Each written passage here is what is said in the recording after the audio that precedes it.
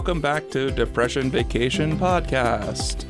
Today we have Depression Shannon. Vacation, Depression Vacation Podcast. Say it louder now. Break it down.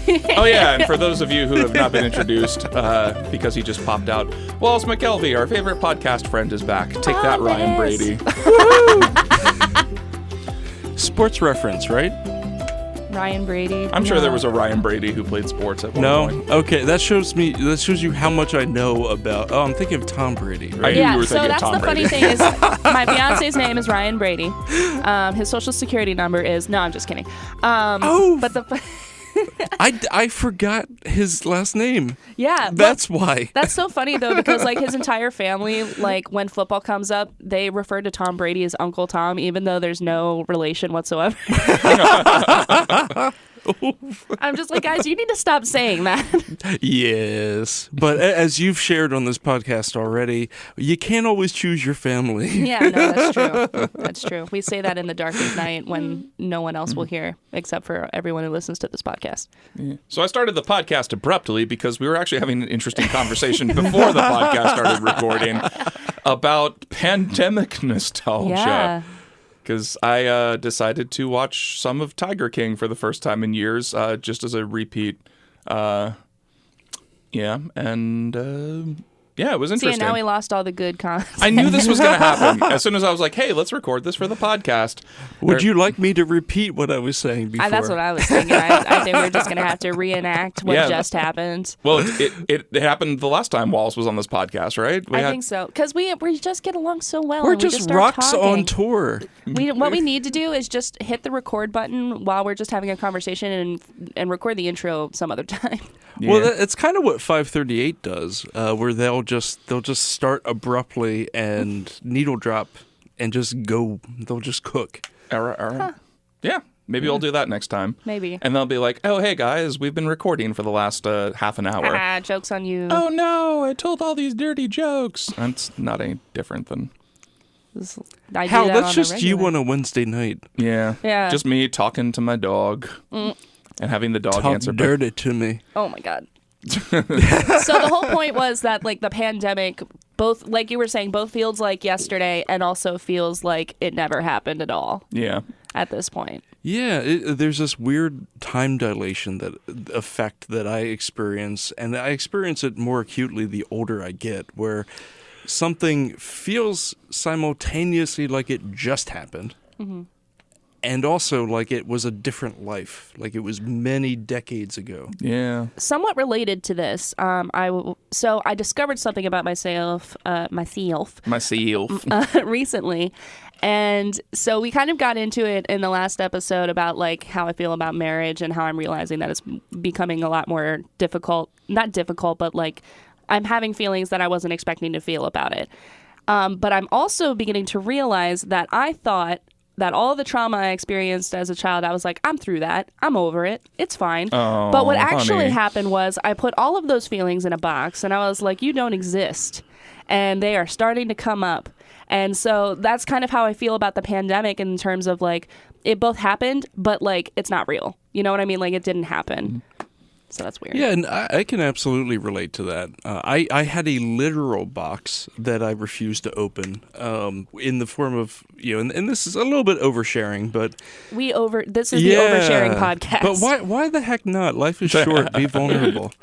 I grew up in a very dysfunctional family that was abusive in basically every sense of the word that you can imagine. And I grew up in a trailer park. This little trailer that was in southern Delaware that was falling apart when I lived in it. And then both my parents died and other things happened. And when I got a job and moved out of that trailer after my parents died, I did this really strange thing that made no sense whatsoever. But I lived my life as though that part of my life didn't exist. That's what you do. On. That's what you do. And then you think that you're... But I didn't sell the house for like 12 Wallace. years.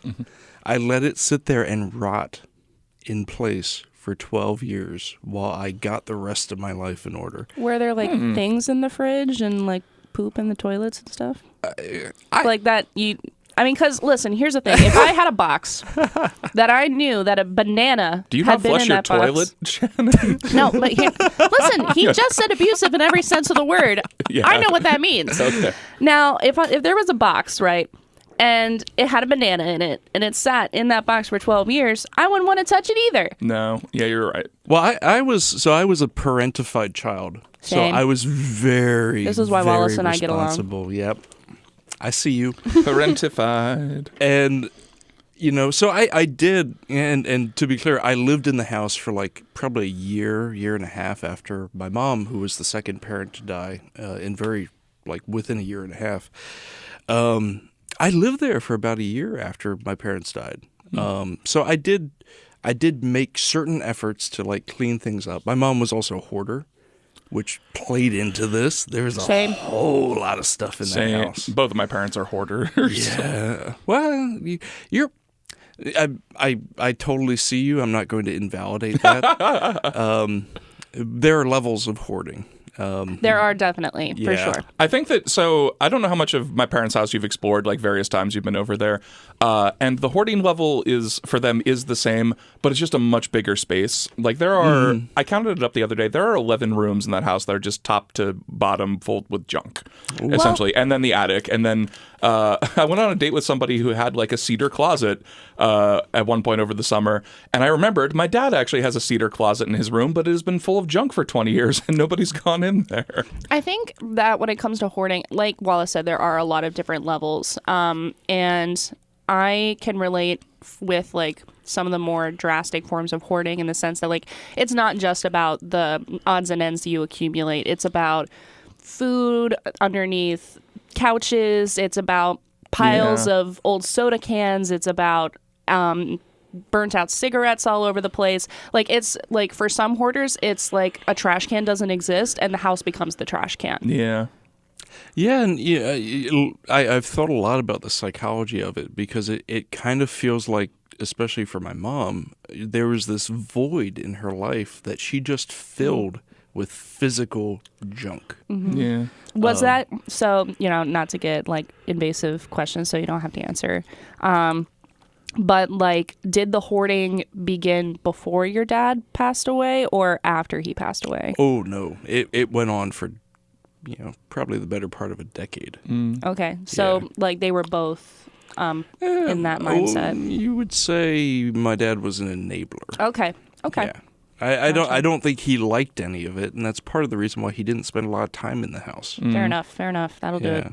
And but the weird time dilation effect, is like I had this big part of myself that I wasn't talking about, that I wasn't processing. And so I was able to pass a decade without fully, dealing with the physical part of that trauma, which is this house that was dilapidated and getting worse, because I could distract myself. Yeah, as long as I other distracted places to myself, be. Yeah, I was good. I didn't have to deal with the hard work. Yeah. But you have to do the hard work, otherwise you get stuck. Yeah, well, and that was the thing, like, what I'm going to be learning is, what does that look like? Because I thought I did the hard work, and which I thought was living through it. And I guess my whole thing was like, I separated myself from it, so the hard work's over. Like, I just move on, and there's no point in going back and looking at it or dealing with the emotions because, obviously I'm fine now, so that there's nothing more to do. So that's not how it works, apparently. I can absolutely relate to that because it's an ongoing process, right? And then you don't know to what you were saying before. You don't know what might trigger you later. Right, and for me, it's planning my wedding. Yeah. Oh gosh. Yeah. Which is stressful on its own. Yeah. I guess you elope in that case? Nope. I'm already around like $7,000 in at this point. So the wedding is happening, Hal. We roll $7,000 deep. In for a sixpence, in for how many thousands? Yeah. But yeah, like you were saying, like little things always do come up all the time. Like weird things trigger me in small ways occasionally. But a lot of my triggers have actually been much better since I've been on the Zoloft, honestly. Like I think about that a lot, how like I used to have a ton of like little triggers that would just irritate me or just get at me.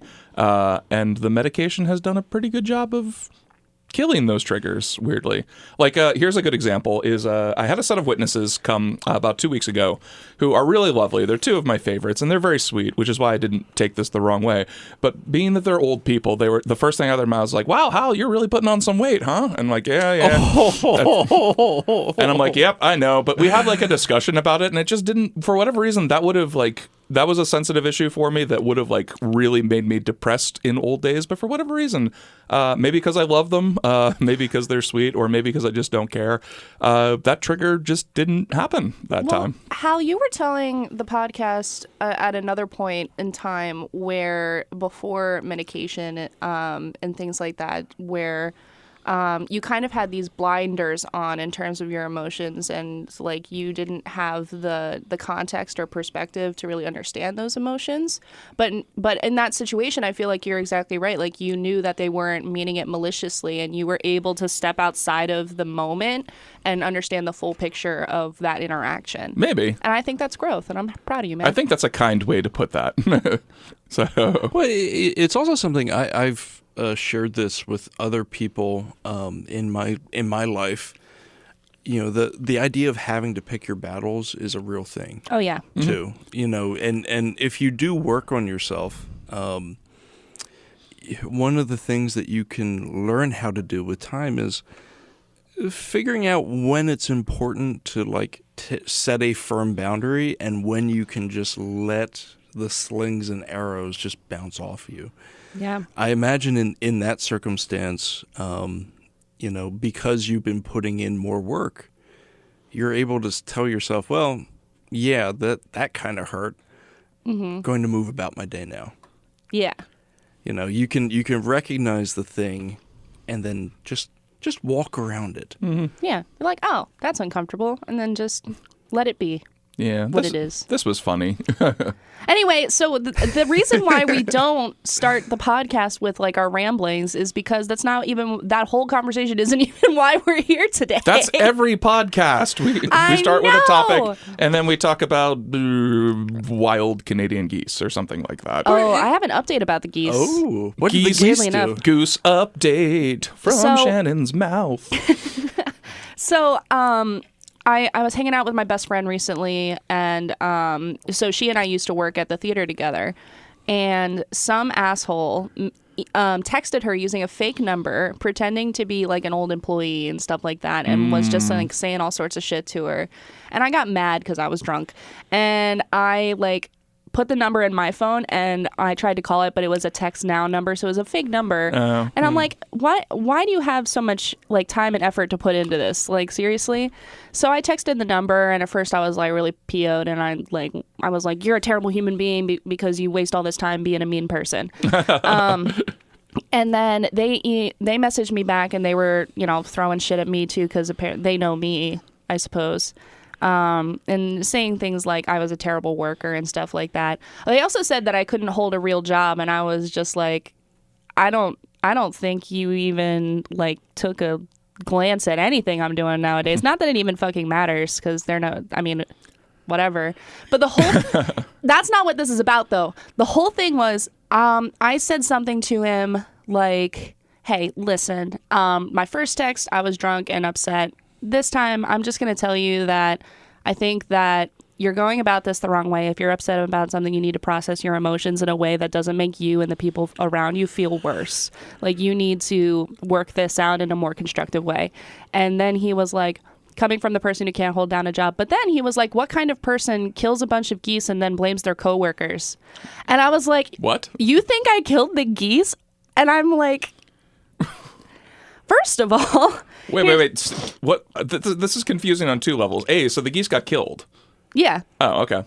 Well, yeah, they were, remember I told you that they were murdered, and that gets you, like, what did I say, like 1 to 7 years per goose? And the whole, like, game warden came out and did, like, a whole investigation and everything. And I was like worried because I was like, oh, in my search history, there's like a how to get rid of geese question.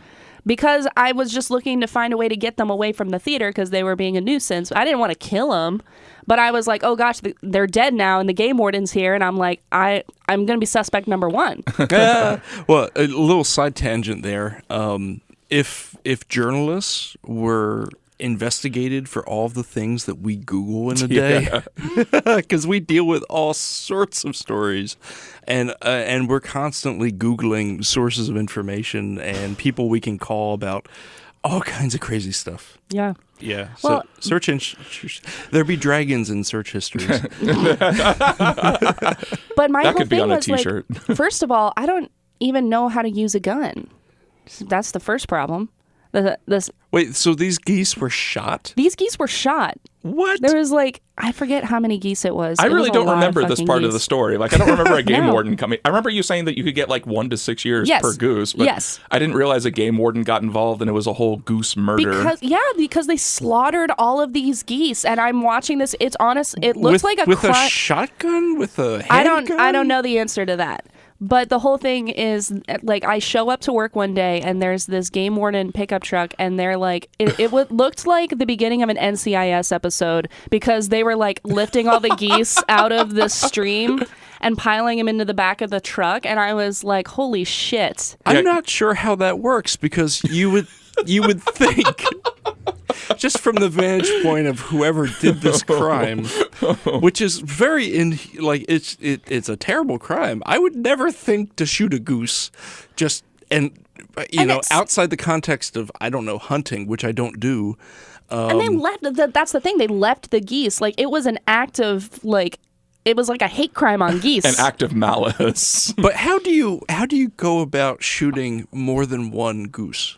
Yeah, Because don't they scatter? Like, Yeah, you would think that if you walked up to one, You know what? That's a good question. and shot it, the rest would fly off, right? Unless they're like buffaloes and See, they have now a I'm leader. wondering if they were just like crouched and like they just took a switchblade and just like systematically. oh my God, that's so much worse. I know it's worse, but you make maybe they had a silencer. Maybe that would do it. Ooh, a goose So assassin. John Wick came to central Pennsylvania to exterminate a flock of geese. Baba Yaga. It could have been maybe a crossbow. There's a lot of malice aforethought. No, involved I know in what you're this saying, but now I'm crime. just curious. I mean, like, maybe he poisoned the geese? Maybe just That's said mean possible. things to them until they just laid down and died? Well, that's what I was thinking, because very early in my career as a journalist, I worked for this small town paper, and this one town, Milton, Delaware, had a very they had apparently lots of problems with their swan population,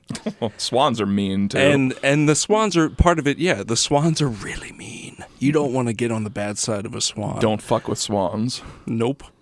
And for whatever reason, the Milton officials, the council and the powers that be. manager, the powers that be decided they needed to cull the swan population. But they didn't take a silencer to them; they just poisoned them. See, that's a really. In the couple of years I've been telling this story, it never occurred to me that it wasn't just as simple as a guy just like executing a number of geese. Like, you're the first person that's actually been like, well, wait a second. Wallace McKelvey asking the important questions. This is why we have a reporter on this occasionally. Exactly. No, I think that's great. I was like, of course, Wallace would be the one to call me out on that. Not even calling me out, but like being like, hold on a second. Let us actually think about what happened here. Loyal viewers, if you have any information leading to the arrest of the goose murderer, please call 1-800. Bum, bum, bum, No, bum, bum, I mean, bum, more bum, bum, importantly- bum, bum, bum, bum. More importantly, I think this is about clearing my name at this point. Because like now there are like real life people who may or may not believe that I killed all these geese. This is going to keep you from running for Congress someday, Shannon. I'm really. Why Do you want why a on goose earth murderer? Does anyone think you killed the geese? Well, and the only evidence is, first of all, that I talk about it on a public podcast. Oh, that. And the second part, like I said, like I was actively trying to figure out how to get rid of these geese because like they were loud as hell. you could hear them inside the theaters, like, because they weren't fully soundproof. So if they were up on the roof or out in the parking lot and honking, you could hear them during the film.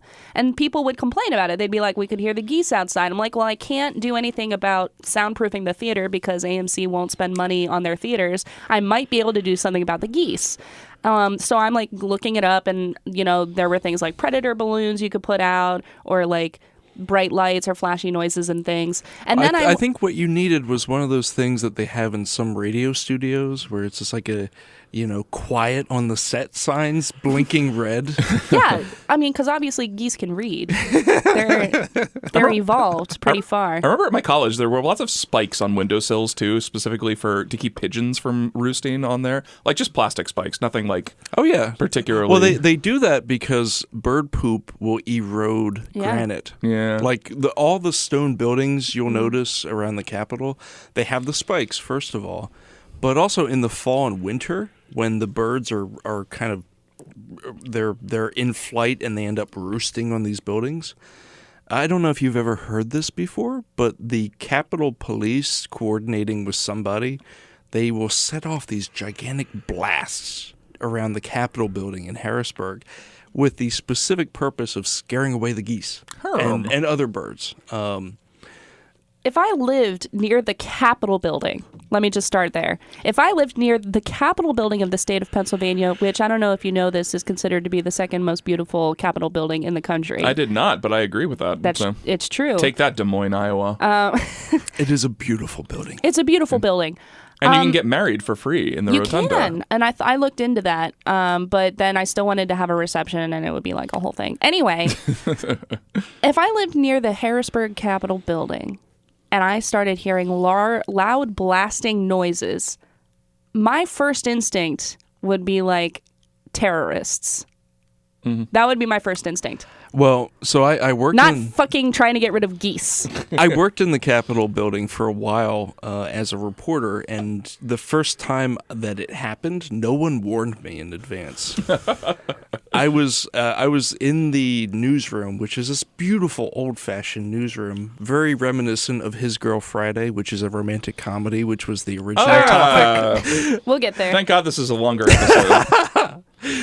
I was in the newsroom with like one other person. It was late at night. I was filing my story, trying to get out of the Capitol, and I hear boom, boom, boom. And that's what I thought it was. I thought some terrorists came to Harrisburg, and they were targeting the Capitol after hours when it was just me and my colleague in the office. V for Vendetta. Yeah. Jesus. So there was a split second where I was ready to duck under a desk and cower in fear. I couldn't imagine. But the thing was, like, with these geese, so one of my thoughts was like, oh, the pest guy's coming out. I'll talk to the pest guy. I was like, maybe he can get rid of the geese. And he was like, I literally can't do shit to the geese because they're federally protected. And that's where the jokes come in. It's about, like, literally 1 to 7 years per goose. See, the geese are paying great protection money to somebody. Right? Ooh, there's a goose syndicate. I'm like, somebody got fired for protecting those geese. But, yeah, so that's why I'm saying, like, that's, like, I could see on the surface those two pieces of evidence, like, could condemn me, other than the fact that, like I said, even though my dad taught me how to shoot a gun, I subsequently forgot about it because it was traumatizing to me, and I didn't want to do it. So I don't even know how to use one. But then again, if, as we just discovered, it could be a number of different things. Now I'm like, oh, now the eyes will start to look at me because I'm like, oh, well, I wonder what the statute of limitations on killing geese is. Google, what's the statute of limitations? Just don't you Google that, because then the police are going to think that you're trying to get away with it. Unless you're trying to clear my name, in which case... Yeah, I'll Google it after the show. I'm a journalist. I have all sorts of things in my Google search history. Perfect. My brain is going in weird because since I found out the X-Files are all on Freevee TV for free, I've been going through my favorite episodes of that. So now I'm like, is there a goose syndicate? Is there a vast goose conspiracy in which they're actually providing intelligence to the government to fend them off in the war against extraterrestrials invading by giving them hybrids and vaccines? Guys, I think Hal killed the geese. Or did I? The evidence is mounting, Hal. That's all I'm going to say. Yeah, you can't just make up something that's stupid, Hal, can you? Oh, yeah. So yeah, All right. Finally, for the reason we're all here today. How long was that tangent? 24 minutes and 45 seconds. Nice. This is great content. This is why we It give is Wallace an great. extra 15 to 20 minutes every time he's on here. But yeah, we were gonna, because it's the last week of February, and that's like Lovey Month or Black History Month, both of them. Or Love Black People History Month. Yeah, that's a good one too. We invited our favorite film person and podcast friend, Wallace, specifically to talk about romantic comedies. But I was telling Wallace beforehand, I was looking over a list of romantic comedies, and there are some interesting, like I was telling him, Eternal Sunshine of the Spotless Mind popped up on the list. And I don't find really anything to be that funny about that movie. Like, there are funny moments, but I would never call that a comedy. Yeah, I mean, it's absurd. And I do think it's a deeply romantic film. Oh, yeah. The romance, of course, is kind of tainted, and but it's all about the strong emotions that you feel and the conflicting desire to let go of something when it hurts you. So in that respect, I think it is a great romantic film. Mm-hmm. Comedy, comedy is in the eye of the beholder. So an interesting thing, when I was like really into specifically Charlie Kaufman and screenwriting, there were series where you could buy screenplays in book form with commentary from the writer.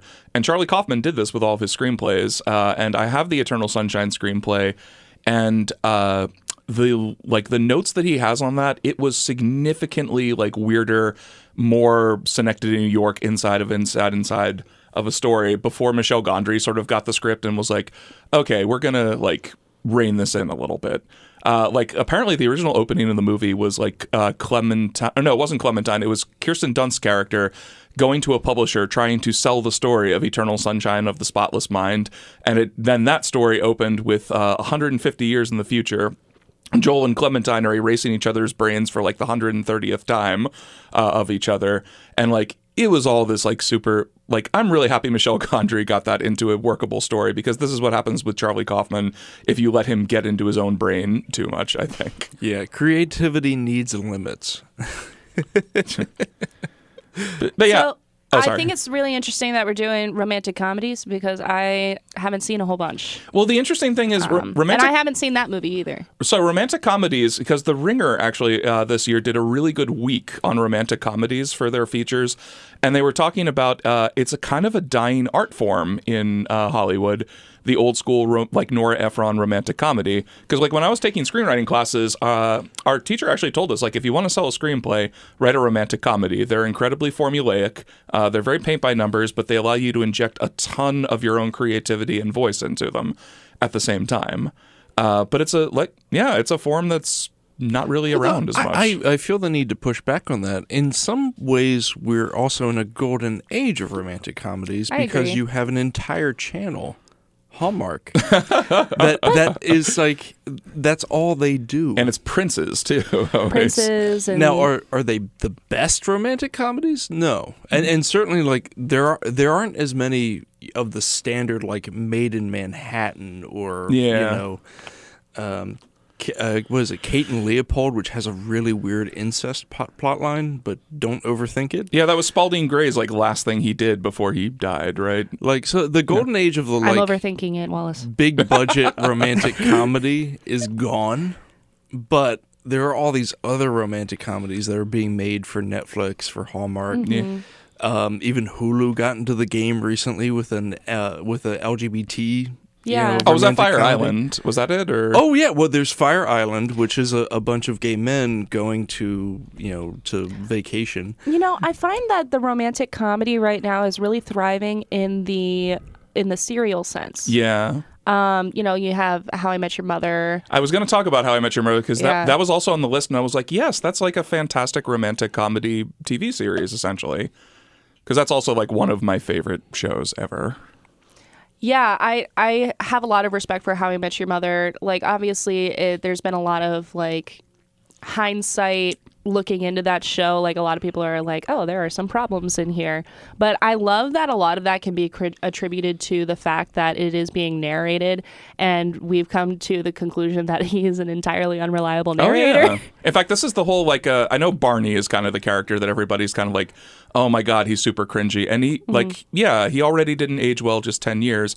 But, like, that is the biggest argument, is that the unreliable narrator is just somewhat bitter that he ended up with Robin, so he's making him out to be more of a shit bag than he was in real life. Well, and it's like, and I love that the characters in that show, like, there's a lot of depth to them, and the funny thing is, like, Ted is such a terrible human being, but, like, he does a really good job of making himself out to be the hero of the story. Yeah, Ted does. I mean, he does a lot of questionable things. I've read some defenses of Ted, and one of them is that he knows what he wants, and he doesn't want to settle for anything less. And part of the journey for him too is that he does eventually, like, settle for less, but it's not settling because it ends up being exactly what he wanted. Like, he doesn't have the big wedding that he thought he was going to have. I think him and Tracy have kids before they even get married at the end, right? I don't remember. That end was thrown together very hastily. I choose not to remember the last season of How I Met Your Mother. Oh, there's some gems in there. Like the Lin-Manuel Miranda episode is fantastic. And there's a lot of other good ones too. Yeah. But we'll go back to romantic comedy movies. Wallace, do you want to... We were talking about It Happened One Night, I remember, right before we went on. Yeah, well, so It Happened One Night is not one of my favorites, but what makes it interesting, and it's Claudette Colbert and Clark Gable, and that movie, it set the template for every other romantic comedy that came after it. And if you look at romantic comedies in the classic sense from like the 90s and 2000s, which felt like the heyday for Hollywood romantic comedies. Yeah. The formula that all those movies follow, you can trace it back to It Happened One Night. I've never seen it. Yeah, it has the meet cute. It has the unlikely couple who initially don't really like each other, are forced together by circumstance. Yeah, and there's even that trope where like they split up for a while, something comes between them, and then they reunite in the end. Like it's got all of those pieces in this one movie. Do they do the one where they have to stay in a hotel together and there's only one bed? Oh yeah. Mm-hmm. Oh, really? Yeah. This is probably the originator of That's that particular hilarious. trope. I love that. What was I going to say? Oh, I love the story behind It Happened One Night, too, because so Clark Gable won his Academy Award for that movie, but he had pissed off a studio head whom he was under contract with, and the studio head made him do this movie as punishment for just, like, pissing him off, and then it ended up being one of Clark Gable's most famous movies, which I thought was a funny, like, story. And the movie was a massive hit. And it won a slew of Oscars. If I'm not mistaken, I think it won Best Picture, too. Possibly. I think so, yeah. It swept a bunch of the Oscars that year, which is, from a modern lens, romantic comedies, they tend to be kind of poo-pooed by a lot of the highbrow critics. Yeah. Mm-hmm. But It Happened One Night, and possibly because it set the formula, it was the first one. Yeah, it was new. It was a phenomenon. And actually, I like the movie. I don't dislike the movie. It's just not one of your favorites. It's just not one of my faves.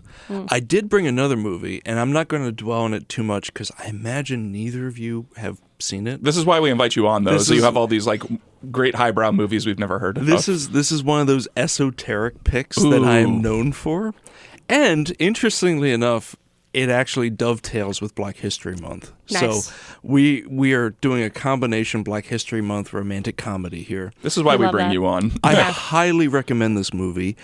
It's a little problematic, and I'm going to get into that. Ooh. All right, I'm but ready. I highly recommend this movie, For Love of Ivy.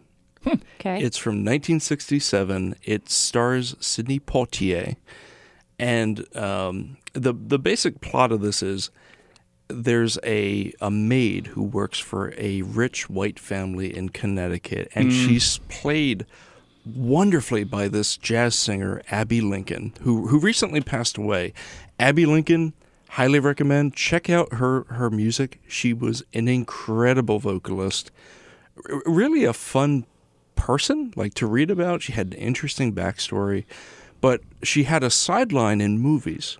Unfortunately, her performance in this movie is so good, but she didn't do a whole lot. And a lot of it, I imagine, came down to racism. Yeah. She was a really great leading lady in this movie for Love of Ivy, but she didn't do a whole lot of other movies. She did a few TV shows, did a few TV movies.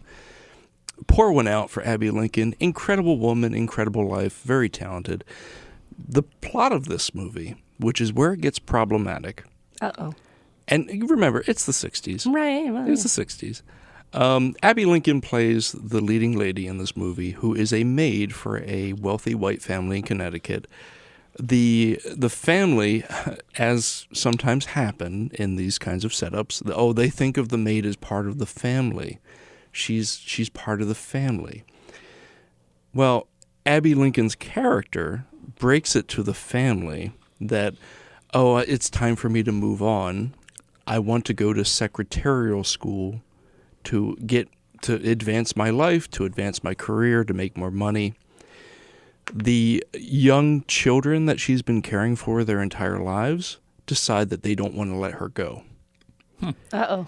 And so the crux of this story is the white privileged teenagers, as part of this scheme to keep the maid in the household, decide to set her up with a family friend who is a trucking company owner and is black, played by Sidney Poitier. And hilarity and misunderstandings and real romance ensue. I will also say, as problematic as that setup is, the movie is cognizant of its own problematic nature. And if I'm not mistaken, I believe this was a movie that Poitier actually produced. He was involved behind the scenes of this movie. And it's an interesting contrast as well to a movie like Guess Who's Coming to Dinner, which Poitier is a lot more famous for, and is even more problematic, arguably. Yeah, I remember James Baldwin hates Guess Who's Coming to Dinner. They're both. That's the tricky thing about this. All these movies are the products of their time, and you have to view them through that lens to some degree. That's kind of what I was thinking when you were saying like it's problematic. But I was like, well, for 67, like it's probably about as good as you could do. Well, that and like I said, the movie also recognizes. There are little moments in the movie that kind of nod to the fact that this white family is acting very selfishly, and really is trying to subjugate this black woman, even though they consider her to be family, even though they may, from their vantage point, be doing this with the best of interests at heart. We want to find love for our maid. Yeah, but it is still self-serving. It is. Yeah. It's a really messed up situation, but it's a surprisingly entertaining and, for the time, a surprisingly enlightened movie. And, as you especially when it comes to minority actors, unfortunately, we have so many great performers. So Abby Lincoln and Sidney Poitier in this one, they are both incredible. They're working at such a high level of acting in this movie that I personally like to watch some of these movies, even though they're problematic, just to appreciate the work that they're doing. Yeah. And like this is, see that. like I said, this is the biggest movie Abby Lincoln ever acted in. So if not for this, honestly, we wouldn't see her on screen. It's this time capsule. We were talking about time dilation before. It's this time capsule. It captures a moment in time. It captures this group of people, and it's also notable because there weren't that many romantic comedies starring black people at the time. Yeah, especially not making it to mainstream theaters. And this is a really good one, despite all the squicky aspects of it. For the Love of Ivy, it's called? For the Love of Ivy. I'm going to mark that down on my phone right now. Yeah, seek it out. It's a fun movie. Also, shout out to Quincy Jones. It's got an incredible score. Oh, Quincy Jones to the score. Yeah. I have to say this out loud because usually I have a notebook that I write these ideas in. But I just was thinking that what I should start doing is listening back to the podcast and making lists of all the movies and other content that we talk about and like posting about it and be like, hey, this is our watch list, reading list, like playlist, That's right, social media manager. Yeah. I know. See, I need to get better at that kind of thing. Drop that in the show notes. Yeah, somebody write that down. But yeah, I think that would be fun. But because Wallace always comes down here and he's spitting off these movies I've never even heard of, and I'm like, I'll remember, Oh, and Sweet I Summer never Child. do. I know. You made me think of something else in that a lot of romantic comedies, like as much as we love them, are inherently problematic in a lot of different ways. Yeah. I mean, because so many, the hilarity ensues surrounding some sort of manipulation, some sort of strategy that somebody else has to get the other person. And a lot of that, I think, is interesting because, like, if you think about it too long, you're like, oh, well, maybe you shouldn't do that to a person. Oh, I have the best example. So this was a movie we watched all the time growing up in my house because it was one of my dad's favorite movies was Overboard. Which I remember, I can't remember who this was, but somebody, it might have been Drew Brooks at like a show I went to, did a bit about Overboard.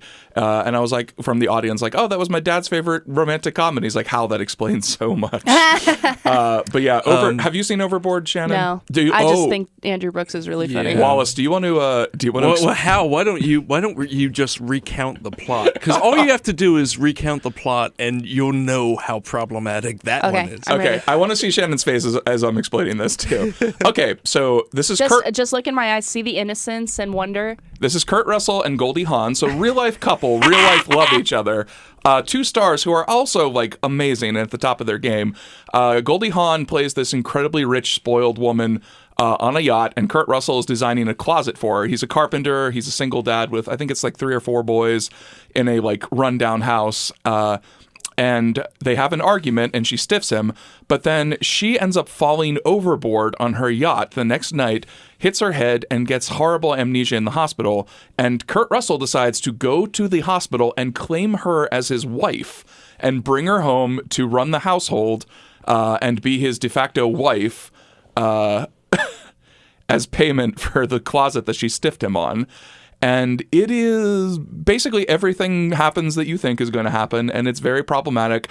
And then she like gets her memory back and realizes that she's been completely manipulated. And do they end up together? They do end up God together. damn it. Yeah. So it's you've got kidnapping. And Yeah. Kidnapping, rape. There's definitely good rape. Lord. Yeah. But that's a lot of different things are like so like, you know, obvious one, and I don't know if you really consider it a romantic comedy. It has both aspects. It's mostly a comedy, the Revenge of the Nerds. I don't know if I would call that a romantic comedy. But that's the thing is like the kind of stuff that happened in there that were quote unquote romantic were very, very problematic and are things that you often see in other romantic comedies. Yeah, so a couple of years ago, they actually did a gender-swapped remake of Overboard with Anna Faris playing the Kurt Russell character, and it still didn't go over well because even if you swap the genders, you think so? even if you swap genders, it's not a. It's kind of like one of those things like, who thought this was a good idea for a movie in the 80s? I'm going to sound weird for saying this. It has its own charm to it, mostly because the two leads obviously have a lot of romantic chemistry with each other and are both fantastic performers. But it's like, who greenlit this thing? Right. Well, and Overboard is the most extreme example of that, but you can find even more subtle toxicity all over mainstream romantic comedies. You know, if you approached real life relationships the way that the leads in a romantic comedy do, it's really just a recipe for failure. And I have to wonder like how many people out in the world are basing their view of marriage, of sex, of relationships off of these movies in which just looking at the bare bones plot, there are constant examples of like differing power dynamics, of gaslighting, of withholding information, of manipulation, of emotional control, and just straight up abuse that happens in these movies. Because of this idea that, you know, oh, well, they're destined to be together, or oh, I can only get this girl or this guy if I lie to them. Which is, the best bedrock for a relationship is lies, right? In the romantic comedy, yes. It's interesting because so I was thinking about 500 Days of Summer when you were talking about this as a deconstruction of the romantic comedy, but also I think an even better one, also starring Joseph Gordon-Levitt, is Don John. Have you seen this movie, Wallace? Or I'll be honest, I saw it and I don't remember much about it except Julianne Moore is in it, right? Yeah, Julianne Moore plays. It is like, I don't know if I guess it is like a romantic comedy, but it's a deconstruction specifically like for Don John because he's addicted to porn in the movie. It's a deconstruction of like how that has essentially created a toxic attitude of his towards women, towards sex, and towards relationships.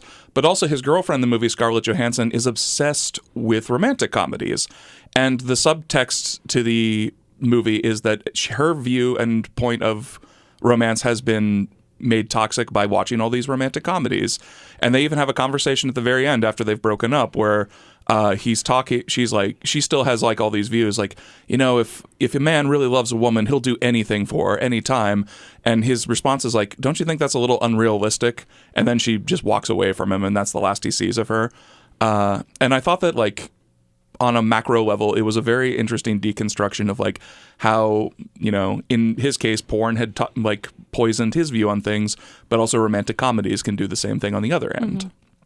Yeah, and even in the ones that I like, there's always an element where it if you think about it too deeply, if it happened in real life, yeah, you would not be there. One of my absolute favorite romantic comedies from like the modern era, because I love a lot of the screwball comedies too, but is You've Got Mail. Oh yeah, Nora we talked Ephron. about this on a previous podcast. I think. Did we? Okay, so I'm not going to spend too much time on it, but the basic plot of this is, these two people are competitors. One of them, is the scion of a book selling empire, which these days would be near bankruptcy. We're basically talking about Barnes & Noble, basically. And the local bookstores are still thriving. And the tiny local bookstore run by Meg Ryan. So Tom Hanks is from the big Fox Books.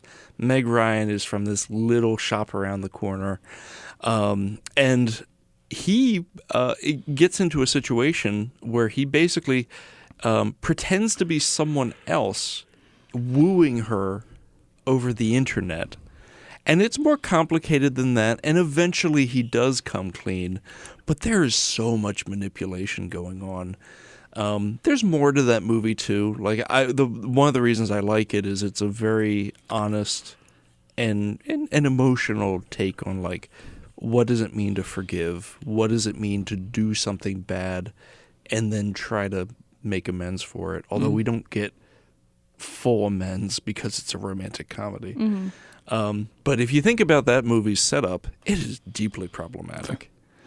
Yeah. I'm thinking of I feel like this podcast has turned into just problematic romantic comedies. No, but because While You Were Sleeping is another one that just popped into my head. Shit. Have you seen this one, No, Shannon? but Shannon's seen none of these movies. No, and see, that's the thing is like I am really just holding airspace on this podcast for this conversation, but I only hear the title While You Were Sleeping, and that just sends. Okay, I'm overthinking it, Hal. I'm going to look at your face as I explain the plot of While You Were Sleeping to you. Okay, so it's Sandra Bullock.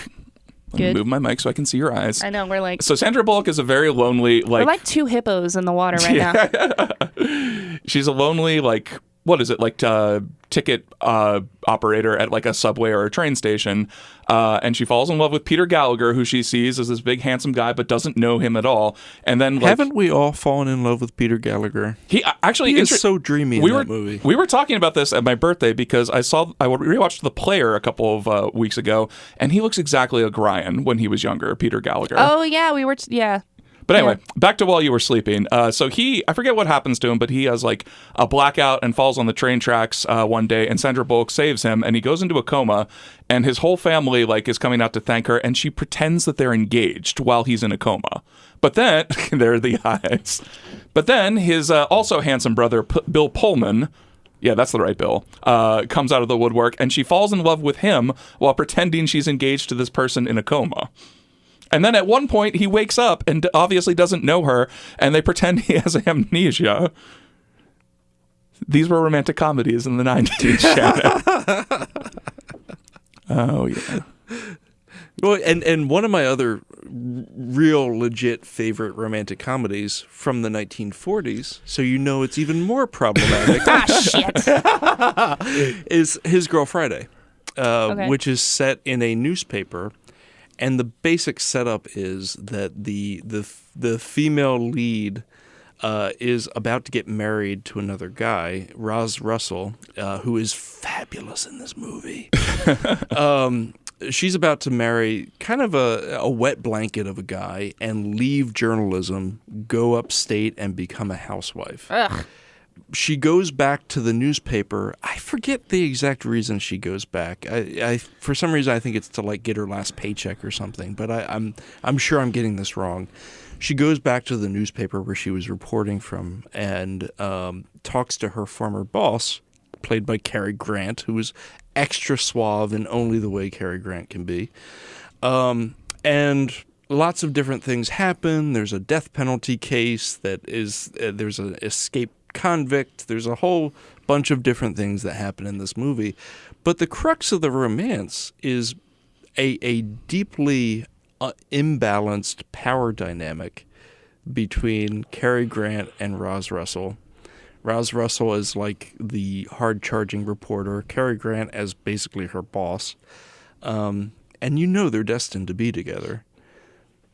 And that's the romantic tension, which... Gee, for that period, that's less problematic. Tame. Yeah. Just bad power dynamics. Yeah, I mean, they both know what's going on the entire time. So there's that. One of them is not suffering amnesia or is asleep. So that's good. The amnesia ones really get me. Because that's bad. Poor Shannon. Shannon, do you have a romantic comedy you want to talk about? Like, because you. Well, now I'm just thinking about how terrible they all are. Well, that's kind of like that's what this conversation has become. Well, so I mean, I do have a couple that are close to my heart, and then I do have a question that I think will be interesting. So let me start by saying, 10 Things I Hate About You. Yes. It's my go-to romantic comedy, and also problematic, but I mean, I fucking love Heath Ledger. Like, he's so handsome. So that's one of my go-to like feel-good movies. I go to watch 10 Things I Hate About You. I feel like if it's problematic but based on Shakespeare, you almost get a pass on it. Right? So. Yeah, that's what I thought. And also, like the problematic nature of 10 Things I Hate About You is so tame compared to like others, like brainwashing a overboard woman to think she's your wife, for instance. Exactly. And just everybody in that movie is also so charming and works so well. More Joseph Gordon-Levitt too, because apparently he's all over the place here. A very young Joseph Gordon-Levitt. Mm-hmm. And then the other one I was thinking of was The Princess Bride. Yes, that's like the crown jewel of romantic comedies. And honestly, I was thinking about it, and I can't think of one problematic thing about The Princess Bride. Now, let me say that, there is obviously the issue where when they reunite, Wesley is pretending to be a different person. But I can defend that. Because it's Carrie Elwes. But also, as we found out, it's pronounced Elwes too. I'm never going to get used to that. But my other part about that was like, well, it served a purpose because like he wanted to protect his heart because as far as he's concerned, she's completely moved on from him and like it's a betrayal to him. So like his whole thing is like, I'm going to save her, but like I haven't decided if I'm going to let her know that I'm still alive. Because I feel that she just doesn't care.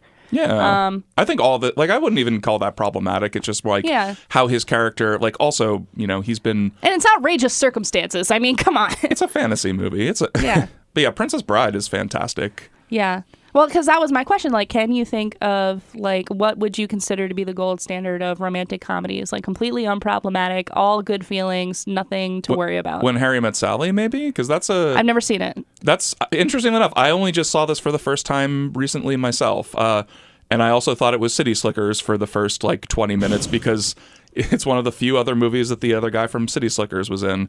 But yeah, Nora Ephron wrote a lot of better romantic comedies during that whole time period. And When Harry Met Sally, kind of like the core of it is kind of like Can men and women be friends, or is there always this romantic like aspect to it? So it's like it's analyzing different like tropes of romantic comedies, and it doesn't always scale up to how we feel about certain things today. But like Wallace said, every movie is kind of just a picture in time. Another good example of that too would be like didn't age well, but still a picture in time and tries to be a deconstructivist romantic comedy, I think, is Chasing Amy. Because obviously the plot of Ben Affleck trying to turn a gay woman that he's fallen in love with is a problematic idea. But it had a very earnest attempt to try to just talk about gay issues in the 90s when not a lot of people were making movies like that. And, Kevin Smith doesn't get things right very often anyway, because he's a bit of an immature child. But I feel like the attempt to try to deconstruct the romantic comedy in that one was a good snapshot for the 90s. Yeah, the one I would toss out as an old school one that I think is perhaps not the ideal, but is a vibe, is this movie called The Thin Man. I don't know if you've seen it. William Powell. Heard of it. I've heard of it, but never seen it. Yeah. William Powell and Myrna Loy, and it's not really a romantic comedy. It's technically a mystery, but they play this wealthy couple. They're both drunks. There's some codependency stuff. Can relate to this. It's not purely unproblematic. They drink a lot of gin. Ooh, gin's the mean one too. But they're a married couple who really they're deeply loving with each other. They have a really warm, funny, convivial relationship. And they have lots of glamorous friends. They have an active social life. She is not filling a traditional gender role. Like, the wife is an independent woman who has her own thoughts, who has her own pursuits that are independent from her husband. It's a surprisingly progressive, for the time, movie about love and marriage in the 1930s, with a heavy splash of gin on top. And that's an example of one that I think is kind of a somewhat healthy reflection, but not purely a romantic comedy.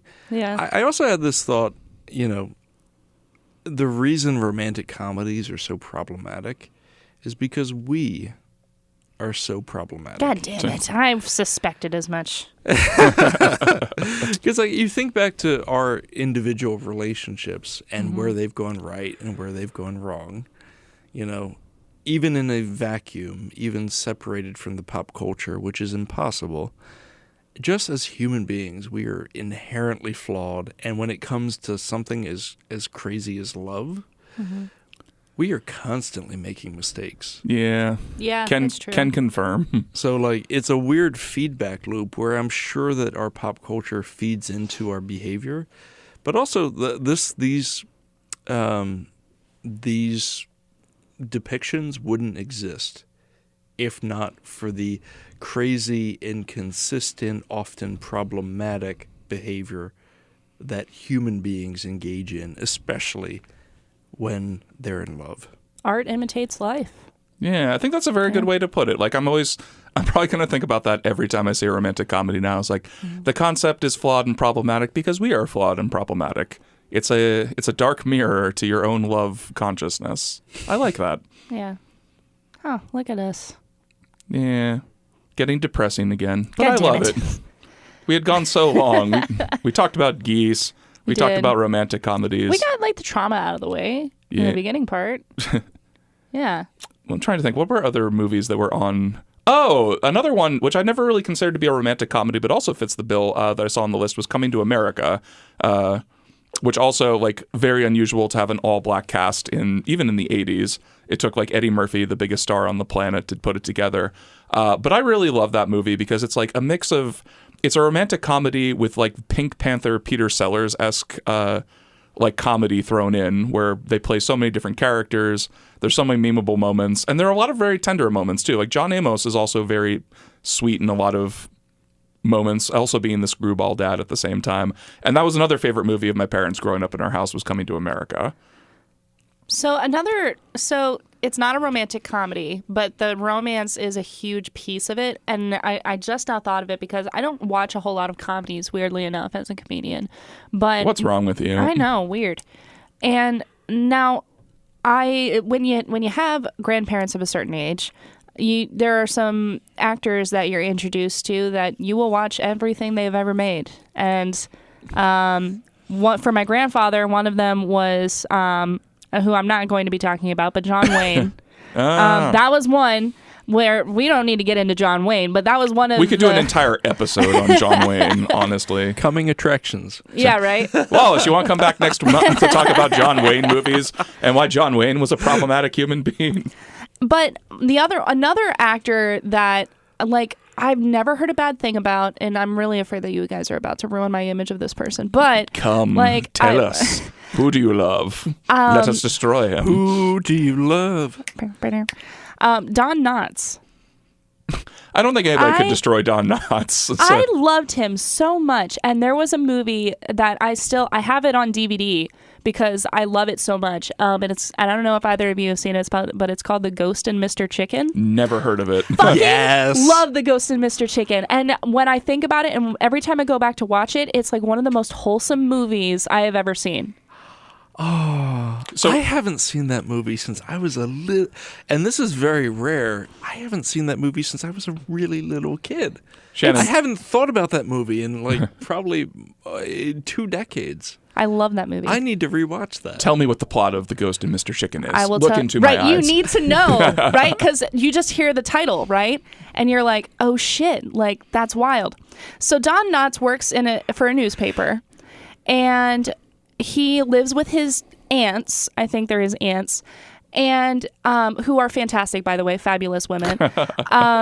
And he works in the printing part of the paper, so he doesn't actually write stories. He prints the paper. How sexy! And is it his brother or the handsome villainous guy? Not a villain, but like he. Anyway, Don Knotts is not handsome. My memories of this movie are so murky. All right, I'm gonna listen. If I get any of this wrong, you'll forgive me because I haven't seen it in like 5 years. I don't know what the movie is. You could tell me this was about a ghost chicken, and I would believe you. Right? Oh shit! There should be that. That should be a movie. Ghost anyway, chicken. I bet you it is a movie. So, he has this friend, or it might be his brother, that is very handsome. That writes the stories, and the brother and like the owner of the paper get wind that this old house that's the haunted house of the town is being demolished by the son of the people who used to own it. Is it the son of chicken? No, he's not. Oh. Weirdly enough, there are no chickens in this film. The chicken is a misnomer, you see. Because Mr. Chicken is Don Knotts. The ghost of Mr. Chicken, because he's a chicken. Because Don Knotts is very scared. He's very scared. So the whole thing is this house... But the story behind the house is that there was a husband and wife who lived there, and the husband went stark raving mad, shoved a pair of garden shears in his wife's neck. She falls from the tower, I guess, or something. And then he plays the organ at midnight, like with blood all over his fingers, and you can still hear the organ play late at night. And then he jumps off the roof and kills himself. And so their nephew is looking to demolish the house. And good call. and I don't remember. If it were me, I'd wait a decade. Right. Wallace would let the house fester for 12 years and live in it for the first year and then let it just sit. So the owners of the newspaper get this fun idea of like, oh, okay, before they demolish the house, let's have someone stay the night in the haunted house and write about the experience. But neither of them want to do it. So they get Don Knotts to stay the night in this house and write about his experience. And the night he spends in the house is filled with hilarity and like hauntedness and that thing. But he stays the night. He writes about his experience. Well, not in his own special Don Knotts way. And then the whole town starts to rally to keep this house because it's like a historical landmark and murders happened there. And Don Knotts is a hero because he stayed the night in the haunted house. And I mean, it's so interesting. And like when I was a kid, it never occurred to me like the whole mystery of it all. But like as I've gotten older, I'm like, oh my gosh, this was like the perfect blend of mystery, comedy. And then Don Knotts like has this love interest that she's way too pretty for him, but Anybody's she just pretty for Don Knotts. but she just loves his goofiness and endearingness. Like, honestly, one of my favorite movies of all time, and I don't know of anything that's wrong with it. And if you do, just don't tell me, because I'd rather just live in blissful ignorance. You know what? You can have this one. Yes. Yeah, I'm going to revisit it, and if I find anything problematic, I'm going to keep it to myself. Thank you. I'm going to rewatch it, and if there is anything problematic, I'll recognize it because I'm emotionally well-adjusted, and I'm going to keep that to myself because I'm just going to ignore it and so that I can have one nice thing. Oh, you know what? Like, just trying to think of non-problematic romantic comedies. I feel like My Big Fat Greek Wedding is one that, like, is just very sweet all over. I saw that so long ago. I was probably a kid when I saw that. Yeah, I've never seen that, actually. Oh, it's like, are you familiar with like what the production story behind it is and everything? Generally speaking, like Nia Vardalos basically self-funded it, right? Yeah, she self-funded it. It was based on a one-woman play that she did for the longest time, like basically on all the weird things that her family did growing up Greek. And it's very sweet. Like, she falls in love with a guy, handsome John Corbett, who really does love her and is willing to just sort of go through all of the crazy things that her Greek family requires of anybody marrying into a Greek family. And it's like, it's very sweet. It's not overbearing, and it's very quirky. And they attempted to do a TV show, which was none of those things. But yeah, I think that you would enjoy My Big Fat Greek Wedding. I think it's still the highest grossing romantic comedy of all time. For a while, it was the highest grossing independent movie until that Passion of the Christ thing came out. I mean, a granola bar. I was like, Shannon, no comment. I was like, Shannon, why are you not talking into the microphone? I'm very good at filling the dead air, but I was hungry. We almost never have dead air on this program, too. So Look it up. anyway, I guess another, like, just thinking of other romantic comedies I've seen recently. Did anybody see Always Be My Maybe a few years ago on Netflix? I saw the trailers, but I never watched it, but it looked really fun. It's like, so it's very unassuming, it's very sweet, and it's like everything I was just, like, my screenwriting teacher described a romantic comedy to be. It's very paint by numbers. Ali Wong, plays an up-and-coming person, like restaurateur, going back to her hometown. Her first love is like an exterminator or something. It's very steeped in both Chinese and Korean culture, and they make a huge distinction there too, because Randall Park's family was Korean and Ali Wong's family was Chinese, and they talk a lot about the differences because she spent a lot of time with his family growing up, and it's just very sweet. It infuses a lot of creativity, too, because Randall Park is in a hip-hop band, and they actually play during a lot of moments. It has one of the best cameos of somebody playing themselves I've ever seen with Keanu Reeves. I saw that. That was kind of a selling point for me to watch the film. I just haven't gotten around to it. Yeah, that's a fun movie. I'm not going to pretend it's high art, but it was a fun. When I was watching it, I was like, I wish that romantic comedies were more of a thing, because this was a fun paint by numbers, just romantic comedy that, was sweet. I also like, another kind of even more niche version of film is like the musical romantic comedy. Mm-hmm. I love those. Those make me happy. Now, here's the thing. I watched Mamma Mia for the first time. Oh. And I didn't like it as much as I thought I would. No! I know. Actually, we were talking about Mamma Mia last time, weren't we? We were, like, for a hot second. Yeah. But I just needed to see Wallace's face when he heard me sing. I had the inverse experience to yours. Because I'm certainly not a musical fan. And I'm also a little less interested in romantic comedies, truth be told.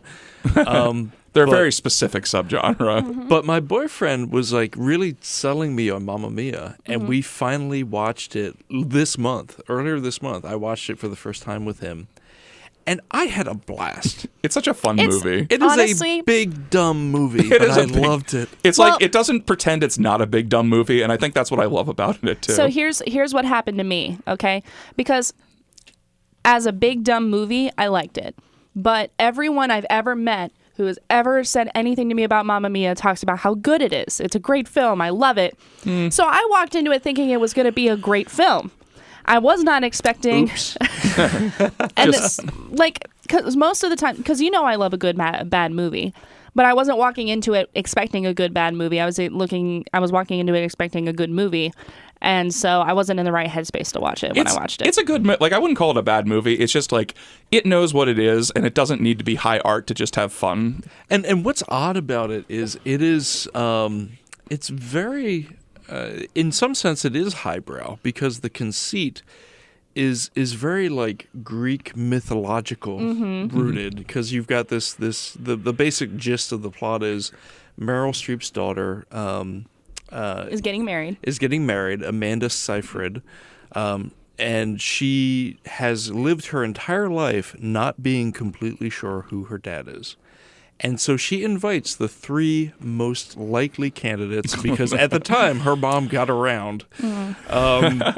She invites based on the journals that she read from her mom. She figures out the 3 men who likely had sex around the time she was conceived. Invites them to the wedding that she's planning on this Greek island. And then hilarity and miscommunication and a little bit of tragedy too ensues. It's very much, it's also kind of a little bit Shakespearean too. It has definite like Shakespeare comedy vibes throughout, and it has like a Greek chorus in that kind of literal choruses, lots of like breaking into song. It's a surprisingly tender movie. It's dumb. It's built on the weirdest conceit ever. But I had so much fun watching it. And also, I'll have to give it another chance. Everybody, the entire cast, even the ones that don't sing well, bless Pierce Brosnan's heart. He done tried. He tried, which is, Pierce Brosnan, I relate because I love to sing. I sing a lot. I don't sing well. And I thought you did so good at Mr. Brightside. Well, that's his staple. That's my staple, and also I treat it like a theatrical production. No, I felt it. I felt it in my heart and my soul. I appreciate Pierce Brosnan because he treats his songs like a theatrical production. Yeah. Even though really what he's doing is pub voice. He's singing like he's on a bar stool. That's funny. What you were saying too, like just as an aside, nothing to do with romantic comedies. Like you don't have to be good at singing to say like. I remember, like, because I used to subscribe to lots of guitar magazines in high school, and they did a piece on Stephen King's rock band that he does with Matt Groening and Dave Barry. I don't know if they still do this, but they were called the Rock Bottom Remainders. And Stephen King, they asked him in the interview, was like, so are you guys any good? And he's like, oh, hell no. None of us are any good at anything. But that doesn't, just because you're not good at something doesn't mean you shouldn't do it. Like, everybody should go out and sing songs. Like, I don't know. That always made me feel very happy. Like, yes, you don't need to be good at something. There's an Avett Brothers song. I can't remember what song it is, but they have a line in there I've always held close to my heart called singing the songs we're embarrassed to sing. May you never be embarrassed to sing. And I'm like, that's a very sweet blessing. That's cute. May you never be embarrassed to sing. Yeah. Wow. I think you gave the signal that we're wrapping up here soon. We have a couple more minutes if anybody else has any. We've talked about a lot of things, man. We did. But we stayed mostly on topic. After 25 minutes. But once we got there, we stayed there, didn't we? Listen. Yeah, but also I think the conversation at the beginning was definitely useful. Yeah. And I think that's the heart of it, right? Like it was all tied in together because we look at these romantic comedies to feel good. They mirror back to us what life is like. Yeah. And I think in some ways too, like as outrageous as some of them are, and how you look at it and you're like, that would never happen in real life. No. But like, listen, every time Heath Ledger gets on those bleachers and sings "Can't Take My Eyes Off of You," I swoon. If that happened to me in real life, I'd be like, that's my boyfriend now. He was just so damn charming. Yeah. So, I mean, like, that's the thing. Like, there's some problematic parts of it, but as long as you recognize that and, enjoy it for the sheer purpose of enjoying it, then good for you. And not to put you on blast, but I wonder if some of, what you're coming to terms with in advance of your wedding is a little bit of that, right? Ooh. Because we are all somewhat flawed people. Yeah. And when you get married, what you're really doing is you're taking one person's bag of shit, you're taking the other person's bag of shit, and then you're trying to combine Oh, yeah. The 2 bags of shit. Let me share this real quick. I think you guys will appreciate this. So Ryan and I had our first premarital counseling session. And Ryan was actually the one to propose premarital counseling. Well, he'd proposed too, but the premarital counseling was... Did he get down on one knee to propose this? No. And I actually, it hadn't even really been occurred to me. Like, because I was just like, well, I mean, none of my family ever went to premarital counseling, but I'm also the child of 2 divorces. So what do I know? Yeah. So we had our first session, and before our session, we had to take this assessment. It was 270 questions. Damn. And so at the first session, we got this report, and it measured like a whole bunch of things, like how we feel about ourselves, how we feel about the relationship, and our families of origin and stuff like that. And it was so funny because they ranked our stress, each of us, on a scale of 1 to 100. Ryan scored a 15. I scored an 80. Oh, man. This does not surprise me, by the way. Just picturing Ryan's big puppy eyes being like, yeah, be happy. I'm just golden retriever energy to the max. But what you're saying is because I find myself to be a very open person. Like, you've listened to the podcast, you've heard me share a lot of like things that are really personal to me. And so I put communication as one of our strengths because I was like, I share everything. And when we got the report back, it came up as our biggest area of growth was communication. And I was floored. I was like, I talk all the time. But what I'm starting to realize is that I'm talking about it, but I'm not dealing with it. So stay tuned for that. But yeah, I didn't think planning my wedding would dredge up those feelings, but I think it's good that, it's part of the growing process, and we'll see where it goes from there. And maybe I'll watch some romantic comedies and it'll help me through. Yeah, the romantic comedies will help you because your problems with Ryan can never be as bad as Overboard. Exactly. No, absolutely. Yeah. Yeah, but also in a romantic comedy, I think you're getting to witness people say the things that we as individuals often keep to ourselves. Yeah, that's you complete me. That kind of like... Yeah. Because you don't want to sound cringy. Yeah. That's a sweet way. That might be why romantic comedies come off as so cringy. Because it's like no one would ever actually say that. I think we all guard our hearts a lot. And that's the thing about romantic comedies is that there's not as much guarding. And, your emotions are being reflected back at you, like you said. Yeah, I think we could learn something from that. Yeah. Maybe not, not what to do in a relationship. Not manipulate people, not lie to people, not, create a relationship based on lies, but be more vulnerable and be open and because say the thing out loud. Even though the lies happen and everything else happens, think of the end of the romantic comedy because everything eventually comes to a head, right? Everything eventually hits the fan because of these crazy ass shit that they're doing. Like the sabotage, the manipulation, all that stuff, it causes conflict. And that's absolutely what happens in real life when you are shitty to another human being. It causes conflict. But I think often the end of a romantic comedy teaches you a lot about how to move on from conflict, how to either forgive the person, which is what usually happens in a romantic comedy, or, you take a look at that situation, you put it on yourself and say, okay, if someone treated me like this, or if this were me, would I make the same choices? So I think it's really interesting that we get to see that part of human life play out and learn what the consequences of thine own actions are. Well, yeah, this has been a fantastic episode again. Thank you so much, Wallace, for coming by and being our friend. We'll have to actually have you on not just to talk about movies, because that seems to be your weird specific niche that we've invented for you. I've Trojan horsed non-movie topics to this podcast. Very clever. Wallace is like, I'm going to become a staple of this podcast if it's the last thing I do. Wallace is like, go ahead, Shannon. Tell me how you didn't kill the geese. Tell me more about your trauma. Well, anyway, so for Depression Vacation Podcast this week, I've been Hal. I've been Shannon. And I've been Wallace. And thank you all for listening, and see you again soon. Goodbye.